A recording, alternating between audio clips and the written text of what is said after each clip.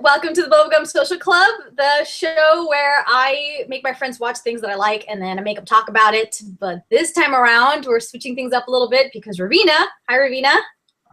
Hey girl! Ravina has requested that we watch Supernatural, and I said, cool, which episodes? And Ravina suggested, was it Mystery Spot? Yeah. It's season 3, episode 11. Sounds right to me.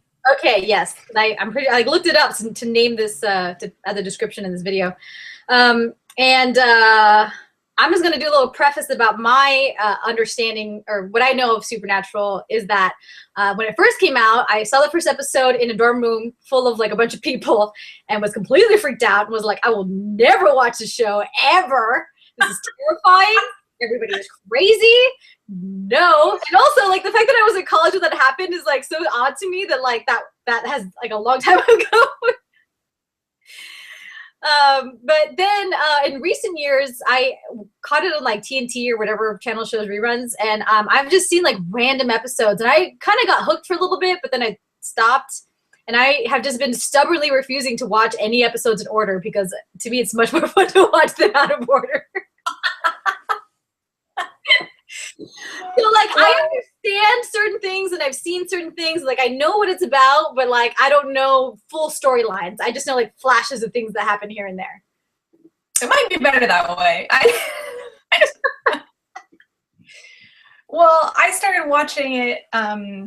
My friend Allison and I like to watch TV shows together, and one night we were like, what's this? Supernatural. Like, I had never heard of it because I don't have TV. Yeah. I didn't have TV in college. I didn't know about it. We started watching it. We were like, oh, this is creepy. And so we liked it, so we kept watching. And then she sort of stopped watching it, and I kept on my own. And season 2 was like terrible at one point, so bad that I stopped watching it because the acting was so bad. And then I just skipped over that episode and like tried again, and then it got really, really good. And season 3 is like phenomenal, and I'm just about to start season 7 right now. So wow. Yeah. See, I have this I don't know if it's a theory. I don't know. It's an opinion. And I told this to somebody, but they didn't agree with me. But I seeing random episodes. So I've seen like more recent episodes. I saw the one where Sam, I'm gonna get their names confused. Sam is in like a mental institution or something, and he's helping this girl. Yeah. So I saw that one with like no context. And I mean, like, I knew who they were. I'd seen a few episodes by then, so I saw that one, and I was like, man, this guy's a pretty good actor. And then I saw like they've gotten so good. I saw a really old episode, and Sam's like your little puppy dog face 24/7, and I was like, oh, so he improved. He improved as time went on. Oh yeah, definitely. Oh yeah. So basically, anything you can assume about any given Supernatural episode is that one of the two brothers is either going to hell or has just come back. Or like, apocalypse-y type things are happening. Yeah. I guess it's the same thing. Yeah, or something horrible is happening and they have to save everyone. Okay, so can you give us a quick explanation of what Supernatural is about generally for people who don't know? Hunting things, saving people, the family business. Is that like the bumper sticker on the car? Oh, yeah. Well, okay, so it's about these two brothers, Sam and Dean Winchester, and they, when Sam is a baby and Dean is a young kid, their mother, well, their mother is murdered by a demon, and their father devotes his life to hunting down demons and killing them. And so they live this very nomadic lifestyle, and the older brother, Dean, becomes a hunter with his father, and Sam is like, nah, fuck y'all, like, I'm gonna go to college and I'm gonna get an education. You can bleep that out or something. And I'm gonna, I can make bleep something live broadcasts. Oh, right. All right. Well, you bleep it out in your minds if you just heard me say that. Okay. Go on. Right. So eventually, Dean is like, Sam, I need your help. Like, Dad's disappeared. I need you to help me find him. And so Sam gets pulled back into the world of hunting. And so by this time in season 3, he's like completely given up on any of his hopes and dreams of a normal life, and he's just accepted that he is a hunter. And so in the very beginning of season 3, they have accidentally allowed the Devil's Gate to be opened, which basically is like a doorway to hell. So it lets out all of these horrible demons and ghosts and terrible creatures, and they're trying desperately to like hunt them down and kill most of them. And Dean has made a deal with the Crossroads demon that so Sam died, and Dean was so heartbroken that he went to the Crossroads demon, devil, and whatever he or she is. I made a deal. And it's so many moving parts. So he made a deal with the devil to bring Sam back, but he only has a year to live before he gets dragged to hell. So in this episode of Mystery Spot, they are hunting down a missing person. Wait. Yes, we're gonna start now talking about the episode. Yeah. And I'm gonna try something a little different. We had to summarize like all of Supernatural so that you can kind of go into it. Yeah. Now what we're gonna do, instead of summarizing the episode, we're gonna try to just like kind of go through it and see how that goes. So new format, everybody. Yeah. Woohoo! I'm sure it's gonna work. Okay, well, great. The thing I was thinking when you were explaining all this is that when the episode starts, it's just like, I don't know if anybody else out there has watched telenovelas, like, the novelas. It's like, it's exactly like that, with the intro that goes on forever, like tells you everything that has happened up to this point that is relevant to the thing that is going to happen in the episode. It was so long. I was like sitting there like, first of all, it went by so quickly, but also was so long that I was like, okay, something about hell and dying and there's not anything you wrote so far. Yeah, it was like so much. There was so much. And so so you're just going into this like, okay, so a bunch of things have happened and are probably contextual to this thing. And having watched Supernatural episodes before, I was like used to a certain rhythm, like, okay, things are going to be a certain way, like, they're going to investigate something and then something bad happens and they have to figure it out, and then it's not really that thing, it's something else. It's like kind of like the usual, mystery, cop procedural / medical procedural kind of show. Right. So then when I'm watching it, Mystery Spot, I have no idea what it's about, and they're focusing on like weird things, like he wakes up with the music really loud and it's like from Sam's point of view, and then like, oh, the hot sauce falls and then the dog is barking, the lady runs into him, and I'm like, okay, that's not normal. That's not a normal thing that they do on the show. Like, obviously something's gonna happen. And for whatever reason, like, I did not expect for it to be like a repetition, like, the kind of, so basically so they go to the mystery spot and then Dean dies and he gets shot. Yeah, he's shot. Yeah. And I just, like, first I was just like, I was totally enjoying the like, okay, something different is happening because clearly all of these things are important. Yeah. I didn't know why. And I just assumed like, a god or a demon or some other magical creature. Because like the last episode I saw was the fairy episode. Like fairies. Yeah. Oh, that's interesting. Yeah. And then before we keep going into the plot, the other thing I really noticed about this episode is that at least the beginning or most of the way through, they weren't so sad as the other episodes. I was so excited. God. I was like, I am like gonna enjoy this because like they're not like just so sad.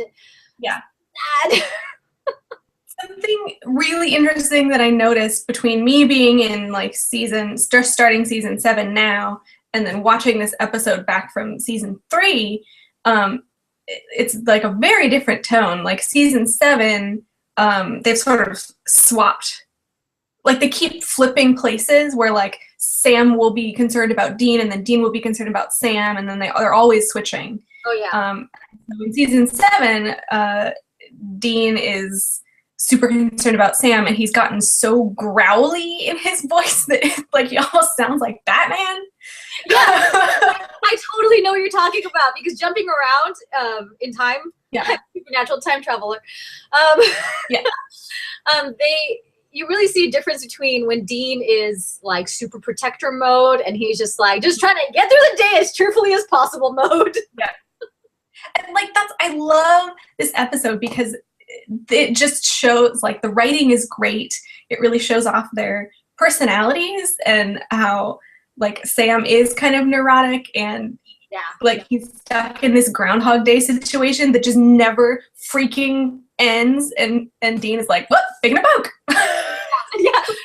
Okay, so I'm just excited about this, which is why I'm explaining it instead of making you do it. I know Samantha's gonna watch this and be like, you made me explain Into the Woods, and I was like, well, you are the authority on Into the Woods in our family. Hi, Samantha. So you know, he wakes up to this radio, and like Dean's like, great song, and then they go to the diner, and then they leave the diner, and then they go to the mystery spot to investigate the missing person. And I thought at first I thought the guy they encountered at night at the mystery spot was the missing person, but it's the owner of the mystery spot. And then he shoots Dean, and Dean dies. And then Sam wakes up again. Heat of the moment. That song again. Yeah. And again. It's gonna happen again and again. And at first, like, he is devastated, man. He's so upset, understandably. But my favorite thing is by the time he's just like done. He's so done. Yeah. I was just like, I've lived so many Tuesdays. It's like hot sauce, dog. And like, I love how in the beginning he's like, wait, today's Tuesday, but yesterday was Tuesday too. And Dean is just like, you are nuts. Oh, yeah. No, but the thing about that is that I have, as a person who is on Tumblr, I of course have seen the Tuesday, meme, I guess, over and over again, and was like, okay, cool. Like someday I'll see the episode probably. So when I was watching it, and I was watching it in a place where I couldn't really be, very, I was trying to be quiet. And I mean, as soon as he started saying, it started repeating, and he started saying it's Tuesday. And I was like, it's the Tuesday episode. I was so excited. I'm not even in this fandom. I'm not even in this fandom, and I'm already like, I'm in it without even meaning to be. That's the supernatural, super tricky like that. It's so fun because like sometimes I'll see like random bits of supernatural things on like Tumblr or Pinterest or wherever, and I'll be like, I don't know what that I don't know what that reference is. And then I'll see the episode and I'll be like, yep, this is it. And like the fights that I had when he kept dying in all these crazy ways, like I think it was the one, I'm checking my notes, but I think it's the one where he, like, first of all, I wrote in my notes in all caps, what is going on? Because it just kept like repeating in the exact same way. Like the editing in this episode is so good. Like the editing and the writing is so good because oh my god, it just sort of like it repeats in the right way. Like it doesn't do too much. It does enough to make you just think like, what? And then once it gets to a point where it would start annoying you and you would not be interested anymore, it starts just having you see that Sam kind of little things that Sam says explains that he has already been through a bunch of them, and you don't need to see it. And he doesn't even need to explain it. You just intuit that, and I really, really, really like that about the writing. Like, good job, writers. But so then my two favorite deaths are the desk that gets dropped on him, because that surprised the heck out of me. I was really surprised. I was just like, oh no, what just happened? I got an intense reaction. The second favorite death was the dog one. That one was Right. Who's that cute puppy? Hey, buddy, you need a friend? And then just off camera death. It was perfect. Yeah, so good. Oh, so I looked up Pig and Poke. So when they go out for breakfast every day. Yeah. Every Tuesday. They go out for breakfast. They go to the same diner. And every day, Dean is like, Tuesday, Pig and Poke. Just like the special on the menu. And I looked it up. And it's like a sausage cooked in a thick batter, like a delicious sounding thing, whatever it is. But also, like a term that people use to describe like buying something sight unseen. So like if you, the salesman is like, oh yeah, I'll sell you this pig and it'll be great. And then instead of a pig, he gives you like a cat in the bag or something. So like you're buying something that you think is one thing and it's really something completely different. And I was like, oh, that's such a good metaphor for this episode. Yeah. Oh, yeah, it is. Oh, yes, yeah. Yes, it is. I'm so happy you looked it up because I was just like, I want to know a pig. And then, they did come out with like, it looked like a sausage wrapped in pancakes. So I kind of, sounds about right. Yeah, essentially. Yeah. But also like the fact that he also orders a side of bacon and then, when he tries to change it, a side of sausage, I was like, dude. That's like already have sausage, but it's Dean, so. I know, but like, as I've explained before, health problems for me, and I'm just like, that's a lot. I assumed that there was bacon or sausage in the Pig and Poke, and then you get like a side of it. I just assumed. That's what I imagine. Yeah. Oh yeah, and then when he orders sausage instead, I was like, oh yeah, that's how he's gonna die. Called it. Yep. Oh man. No, and then Dean tried to compensate for Sam acting like a crazy person. Like, it's okay. It's gonna be okay. Everything's fine, right, Sam? Oh, it's totally fine. Oh, my favorite death is when he dies in the shower. He's like, oh, so we can't go out for breakfast? And Sam is like, no. And then he slips and falls and dies in the shower. Yeah, like Sam just being just so done with the whole thing. It was so good. And it's a really good contrast to how he is later in the episode when everything just goes terribly wrong. He has the same face, but like it's sort of like in his evolution as an actor, like this is around the time when he's starting to get it. He's starting to get like not pretending to do something, but like really doing it, the acting that I would never figure out how to do. And like it's not a criticism in terms of like, oh, he's a terrible. I'm just like, it's so amazing to watch someone go from like pretending to do something to like you really believe that person is the character. Yes. Yes. And he's like halfway there right now. Mm-hmm. And Dean, like he just at this point, like he just has it down. Like he is sassy, like nobody's business. Oh, yeah. That's my favorite thing about Dean is his sass. It will always be my favorite thing about Dean. Yeah, and he's still sassy, like in these later seasons, but it's like the other characters don't play off of him as much. Like I think my favorite moment in this episode is when they're sitting at the table in the diner and Dean is like, well, if you know everything that's happened, then like, what am I going to say next? And then they start saying the exact same thing. Like everything Dean says, Sam knows exactly what it is. Yeah, that was so good. Yeah, he has that character down to an art. And I don't know how close to his personality it is. I'm sure to a certain extent, I don't know how much of it's like a Robert Downey Jr. Tony Stark kind of thing. Right. But Dean has always been kind of my favorite character. And when I found out that people love Sam so much, I was kind of surprised, I gotta admit, which, might make me a little unpopular, but just because he's such a, I don't know.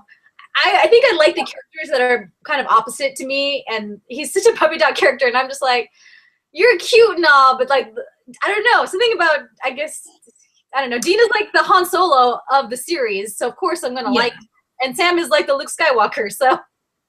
Yeah, Sam is always the one that is like the emotional, like moral one, except for when he loses his soul, which is hilarious. Yeah, no, I was watching one of those episodes, and I was back home, and my dad was watching it with me, and we were cracking up because like Sam going from super puppy dog face to being just like, I don't care. Like, I don't know. I'm gonna go do something else because you're boring me right now. Like, it's the zero. Yeah. Yeah.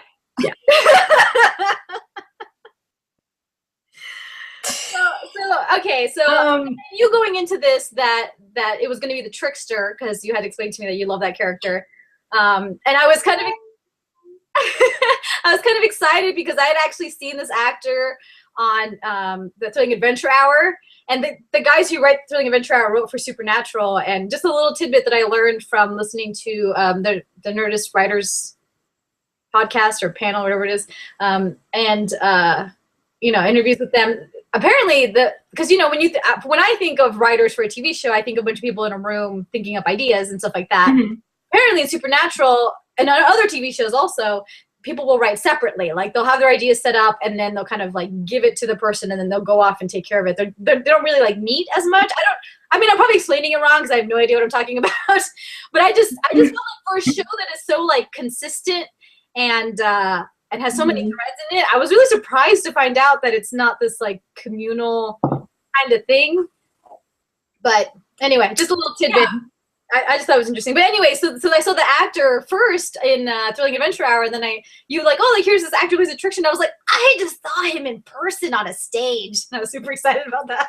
But anyway, so I knew that the trickster was coming up, and I was waiting to see who it was. Yeah. And when he showed up, and you know, they were very surprised and everything, and he just wanted it to be Wednesday. I don't remember exactly how that scene goes. Maybe you can. You remember?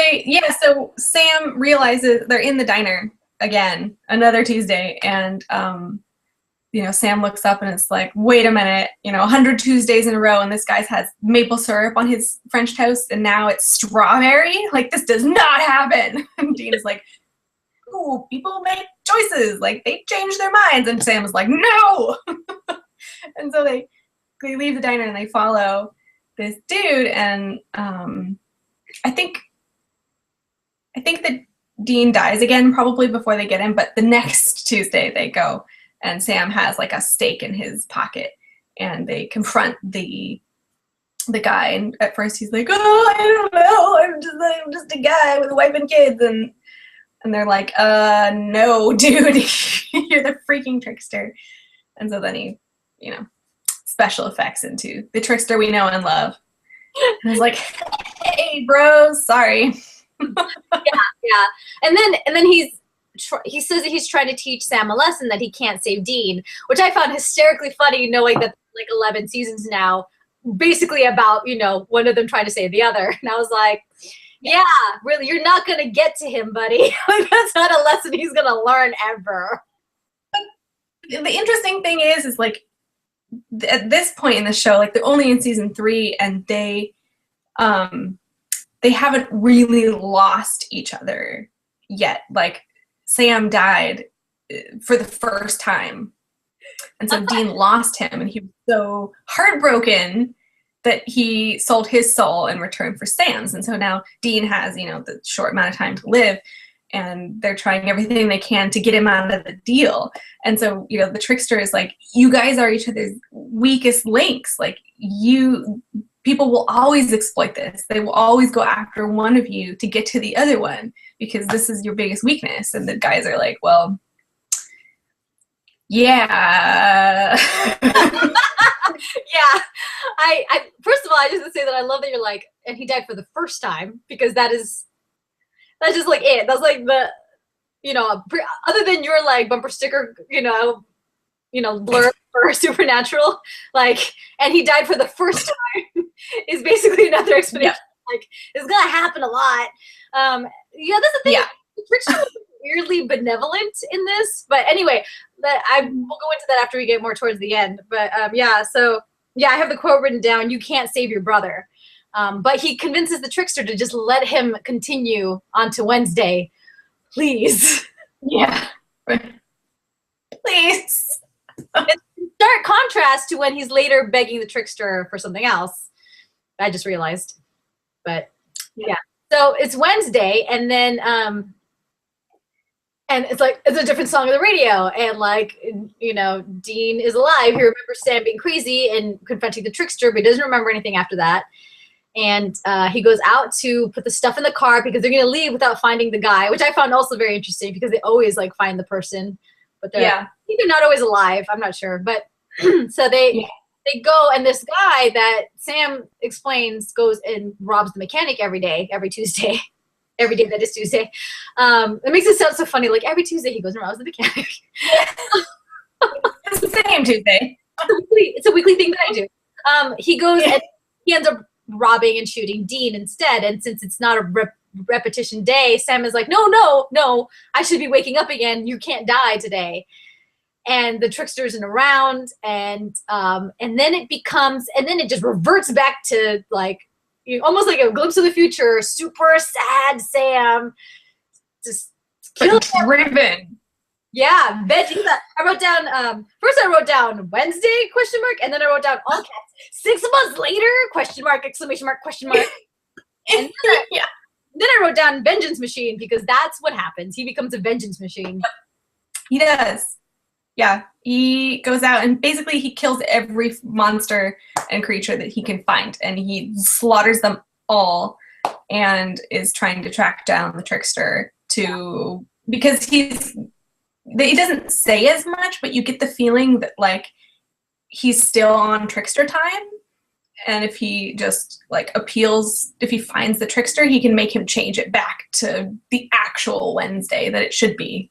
Yeah, that's interesting, the trickster time thing, because you know when you know that this show is going to continue on into eternity. I was like, okay, well, this is an alternate future because I know that this isn't how it's going to end. And obviously, if you're in episode 11 of season 3, you're probably thinking the same thing even when that season came out. Yeah. So, you know, I was seeing it as like an alternate timeline, but I like the idea of it's like trickster time because that means he can undo it. He has to. Mm-hmm. And then also how it goes from like this bright, well-lit kind of campiness to it to just like dark, just like super dark, grim, upset, angry Sam. And like the reason I say that he's like halfway to being his like, you know, present day acting potential is that like he's very upset, but it's still kind of puppy dog. He's still not like, he's not scary. Like I feel like he's supposed to be scary, but he's not like he's not. Yeah, he's mad, but you can tell that underneath the madness, he's sad about Dean being gone. So he's like, I'm gonna kill those things. Yeah, I mean, I was kind of disappointed when it went into like dark, sad times again. I think, I mean, obviously anybody who has watched the show and or knows me, which is like a Venn diagram that is a circle, knows that I like the big, bright, poppy, campy stuff. And I can tell myself I will always like that. And so, of course, when it was like, it started off that way, I was super excited. And then it just goes into sad, dark, like deep, dark, you know, Sam. And I was like, oh, God, like, really? I mean, come on, which I know isn't probably an unpopular opinion, but I was like, really, like, why? And I think also, you know, Sam by himself being angry before all the insanity that happens to him happens isn't interesting because Dean isn't there, and at this point in time in the show, it seems like Dean has more layers to him than Sam does. Whether that's an acting thing or a character thing, I think it's actually more of a character thing because, you know, like you said, it's only his first death. Yeah, so he's not like this person who has been through an insane amount of things, whereas Dean kind of has because he's been hunting these creatures since he was a kid. Although, okay, yes. Yes, Dean has been doing that, but so Sam has, there's various character arcs, obviously, but the main one in this, like the season leading up to this and through season 3 is that Sam is having these visions, and so he'll have like a psychic flash and he'll have a vision and it'll be something that is going to come true. Like he'll see a family getting murdered, or he'll see a woman disappearing around a corner, and then he'll know that something terrible is going to happen and he has to go and find them. But these visions are like crippling, and they're trying to figure out why he has them, and like eventually they find out that the reason he has them is really a terrible one. Like not something awesome. Lightly. Perfect. So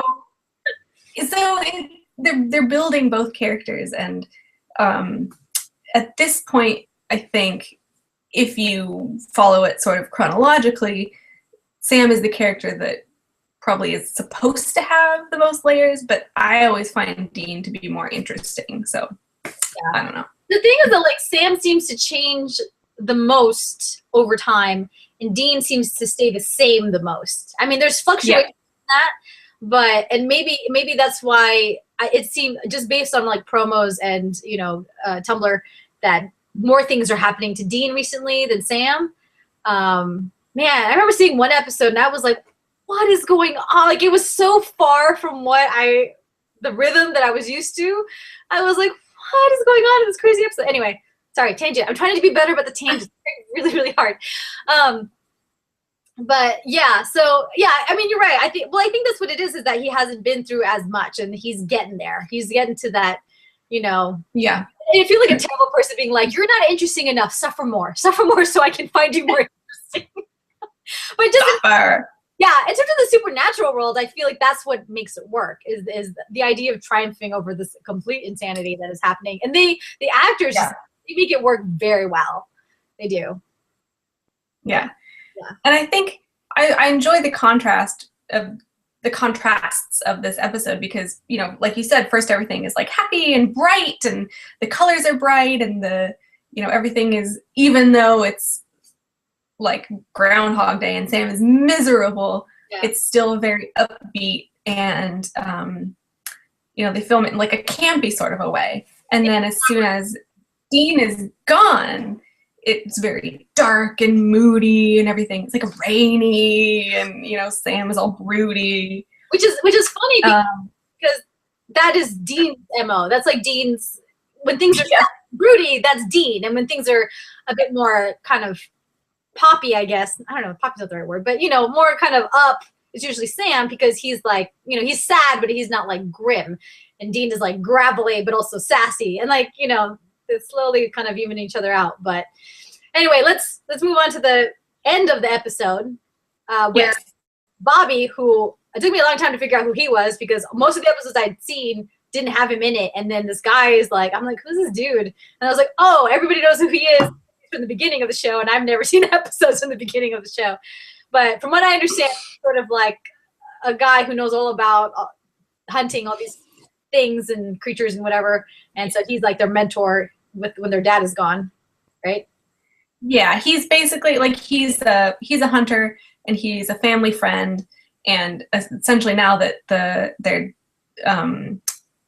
dad is gone, he's like their father figure. And basically in every episode he's in, which is all of them now, he has to, it's like contractual that he has to say, you boys are like sons to me. So of course he's concerned about Sam, who isn't returning his calls for 6 months, I guess.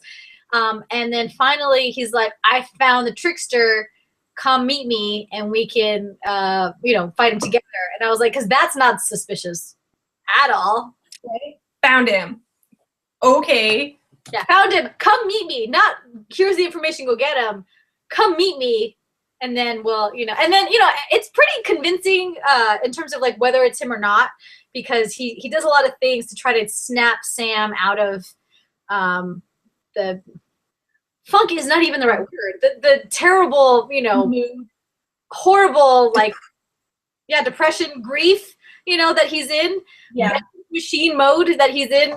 And of course, Sam ultimately doesn't believe him, and then stabs him very, very strongly, and then was like, oh, see, you're not the trickster. And then he doesn't change for a while. And once again, yeah, right, because so Bobby is trying to convince him that for this spell you just need like a gallon of human blood, And Sam's like, okay, I'll go kill an innocent person. And Bobby's like, no, you will not, idiot. Like, I will sacrifice myself. And it really is crazy that Sam actually says yes, but because he's such like the moral compass, like, no, I won't kill anyone innocent. I won't hurt anyone innocent. And to like allow his father figure to kill himself for some blood, like for revenge, he's definitely not going to say yes. So when he does say yes, you're like, wait, what? Yeah. But then he goes, not Bobby, and stabs him in the back. Yeah, and then he doesn't change, and he's like, wait. You can see him like, oh, like not again. And then he does change, and the trickster's like, yeah, you got me. Yeah, it's me again. Yep. He's so good at that, like, because I feel like probably a lot of actors could do that kind of role, but for whatever reason, that guy is so good at tempering it with something else going on.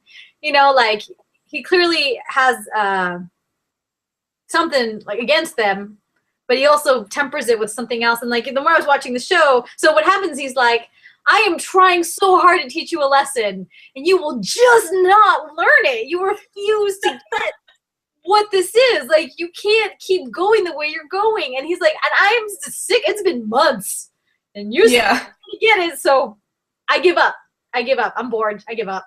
And like, Sam's like, what? And he's just like begging him to take him back to Tuesday. And I was like, you're so sad. You were so angry. And I totally was like, yeah, okay, you're angry. Big news, you're angry. And then when he was sad, I was like, no. And then like, he pulls out all of his acting skills. Yes. Acting, capital A. And we need like a gif. And does a really good job. Yes, he does a really good job. We need that Patrick Stewart real acting. And yeah, so the trickster it relents and is like, okay, or what does he say? He says something like, he doesn't relent, but he just basically is like, yeah. Well, he says something like I can't do this anymore. I give up. Like, you're being stupid. You're not gonna stop being stupid. Like, and he's like, well, what does that mean? And he was like, I guess you'll have to find out. And then snaps his fingers, wakes up.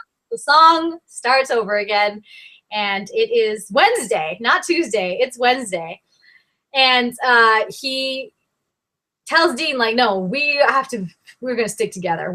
You're not leaving my side. Mm-hmm.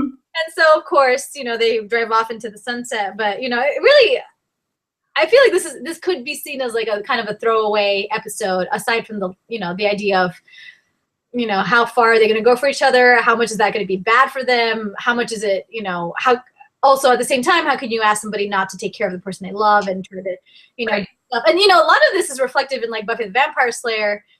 And huge spoilers for Buffy, I'm sorry, but it's also been a long time. So, you know, there's an episode where,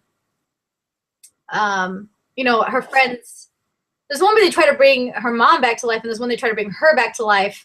And bring her back to life, and, you know, they're like, well, we were worried about you. And she was like, no, I was not in a bad place. Like, like, everything here is so painful. Why did you do that? So it's like the things that we do for people we love, whether we're hurting them or making them better. And just the idea of the trickster clearly cares about them a lot, I guess. That's what the impression I got. Because he wants so badly for Sam to, like, figure out that this is not healthy. Right. Well, so the first time they run into him,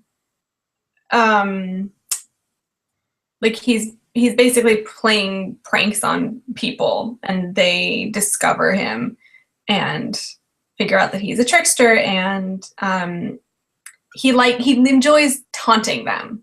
Yeah. Like, he really likes dangling that carrot and then snatching it away because he's a freaking trickster. Yeah.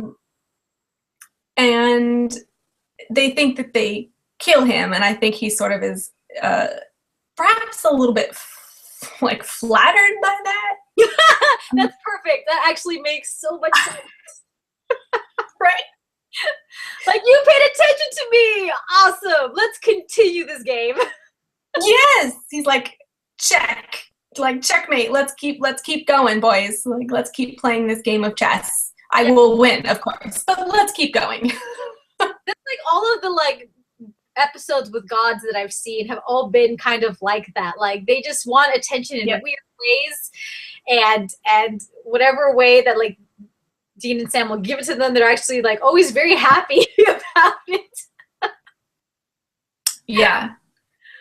So it's very interesting that, you know, now he sort of appears, well, he doesn't appear, he actually like abducts this missing person to draw them there so he can teach them this lesson, because the bigger thing about the trickster is that he, spoiler alert, is actually an angel. What? Oh my god! What? Yeah. What? Okay, I have to say something about angels. Okay, I can't say his name. Misha Collins, the guy who plays. Actually, Misha Collins. Cass? Yeah, Cass. We'll say Cass because I was like, I can't say his whole name. My brain. What, Castiel? Yes, I don't know why, but I can't.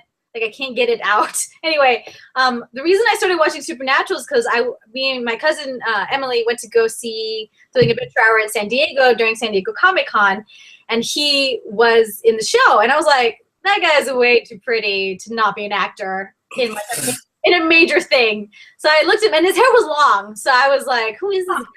So I looked him up because I was like, I have to figure out who this is. It's gonna bother me, and I was like, oh, he's in Supernatural. He plays the dude in a trench coat because I didn't know who he was. Right. That's the reason I started watching it out of curiosity. Like, oh, this guy was pretty funny. Like, and so like one of the first episodes I saw with him in it, I didn't know that he was an angel, and he was very gruff, and he was very like 1940s detective-y kind of thing going on there. Yeah. And so now when I see him though, his personality is like very different. He's got that whole like, you know, angel who doesn't understand modern human stuff thing. And I was like, what? Yeah, I was like, that's not the same personality that I saw before. And I realized that he goes through like several personalities throughout the show. Yeah. Yeah, but okay, so now that you're telling me that the trickster is an angel, that completely blows my mind. And I honestly never thought I would be surprised by anything in this show. So the interesting thing is that angels sort of fall into two personality camps. Okay. Super sassy or super deadpan. And I think it depends on how long they've been around, possibly, like their age.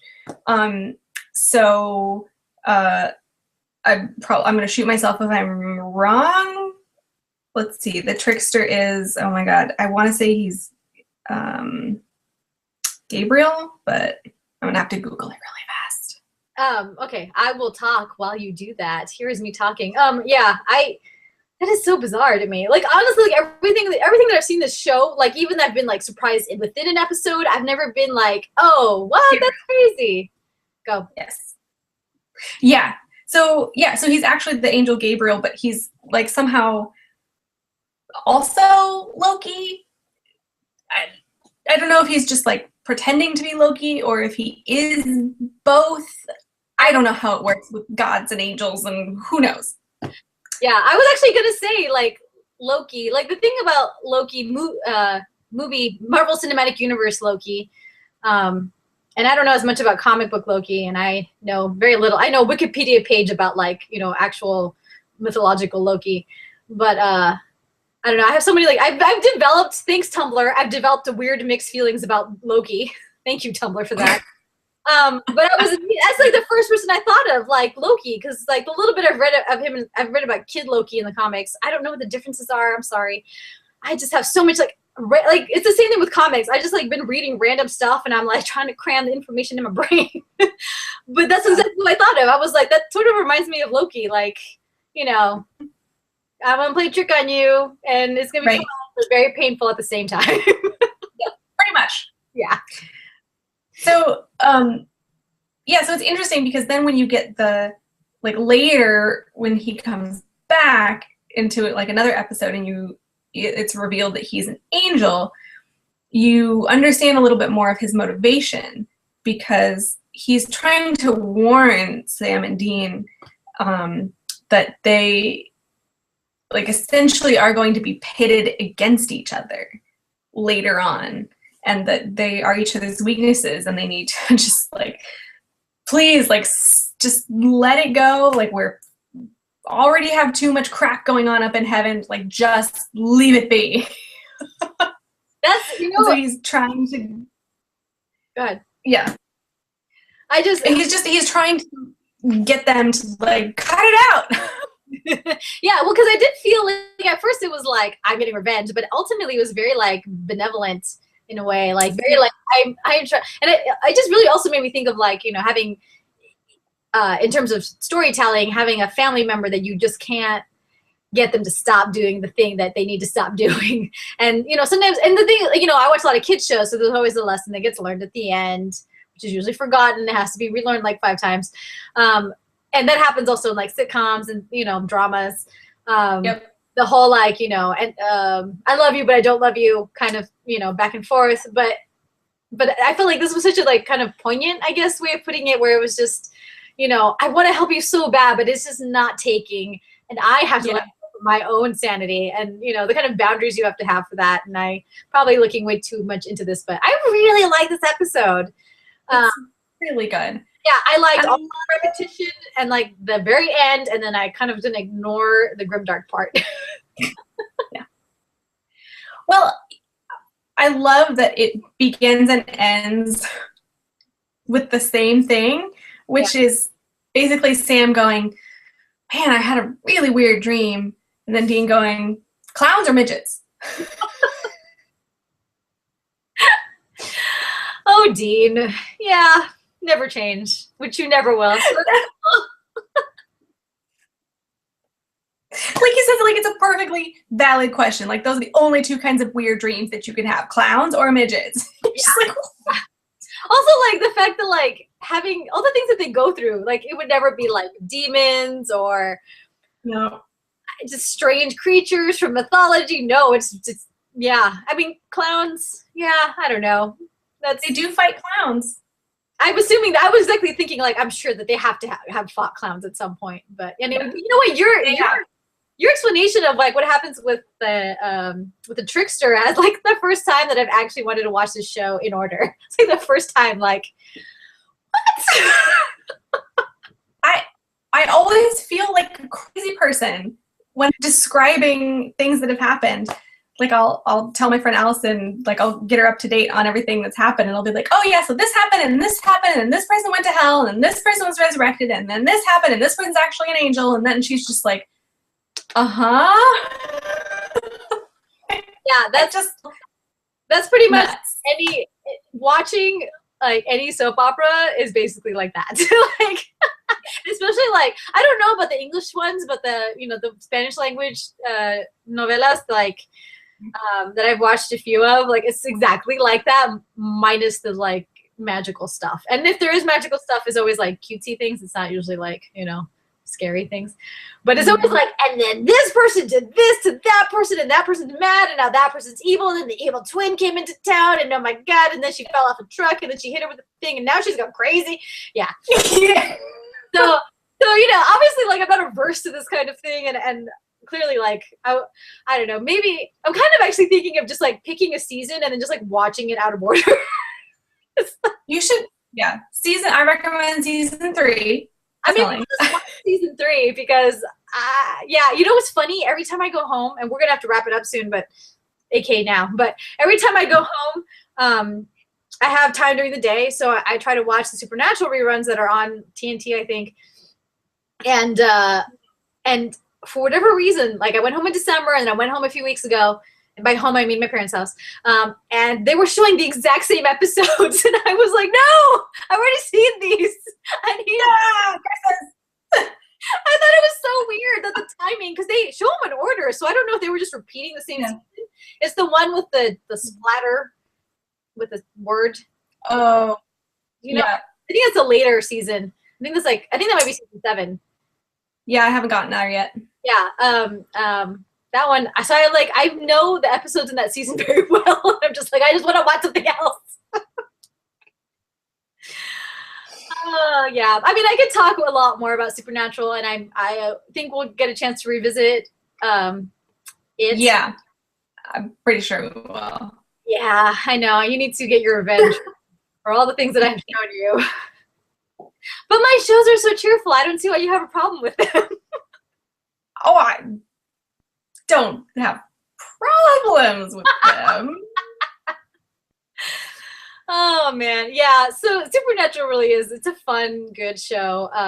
That first episode just like totally freaked me out. I don't know. I have to go back and watch it at some point. Like I get scared. Like I feel scared just thinking about it. But maybe we can at some point watch it so I can, reflect on if it's actually as scary as I thought it was. Well, the first season is scary. Not scary, but yeah, when I first started watching it, I was like, oh, this is creepy. And I would, try not to watch it too late at night because it was creepy. Yeah. They totally, like, every season is different. So it's really interesting to watch how it changes over time. And there's so many different writers and, like, it's always changing. Yeah. That makes more sense because, I am an extreme scaredy cat. Like, we need to establish this. Like, in high school, and I'm super embarrassed to tell the story, but embarrassment is the key to freedom, so I'm going to go for it. In high school, everybody had seen Labyrinth, and I'd never seen it. So I told my mom, let's get the Labyrinth movie so I can see it, which is usually how I end up doing things. Like, that's why I downloaded Snapchat, which I love. I don't know what my name on Snapchat is. I think it's Sophia Distracted. But anyway,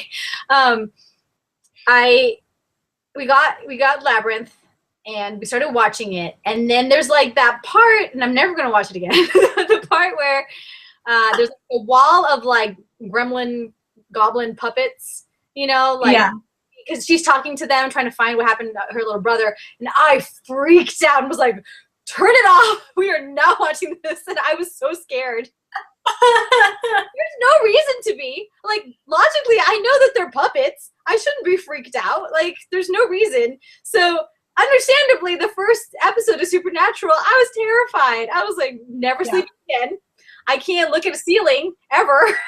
Yeah, there are some super creepy ones. And like Buffy even.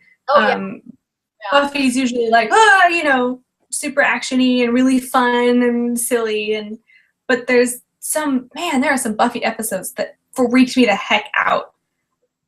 There's like one in particular I'm thinking of that I was just like, oh God. Super terrifying.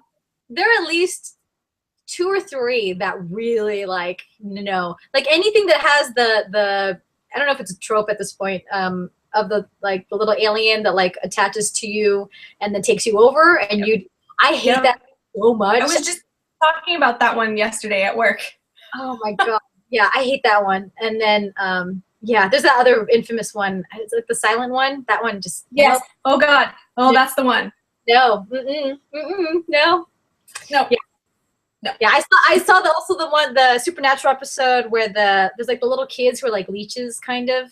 Yes, that one is so creepy. Oh, I watched that at home at night and I didn't know because it was bad life choices. No, I was so actually I think that's one of the reasons I stopped being into it for a while because I was like I can't.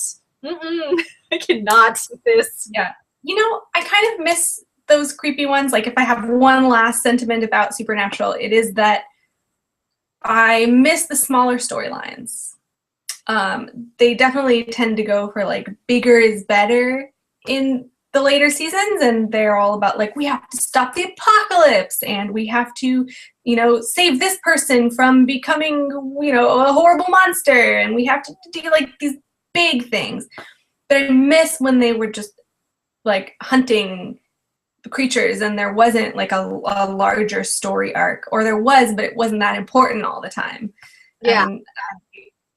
Because I thought that's where some of the best writing happened, is when they were forced to sort of confront these weird happenings that, were like, they didn't know how to solve it at first, but then they figured it out, and it like, it's almost like mundane, like, oh, well, we've done this before. We've seen a mysterious thing. We've found out what it is, and we've killed it.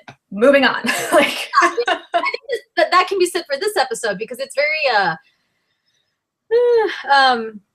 like the editing is very different. Everything's very different, and it is a standalone episode because, like I said, like the intro that tells you all the things you might need to know for this episode goes by very quickly, and you only get so much information.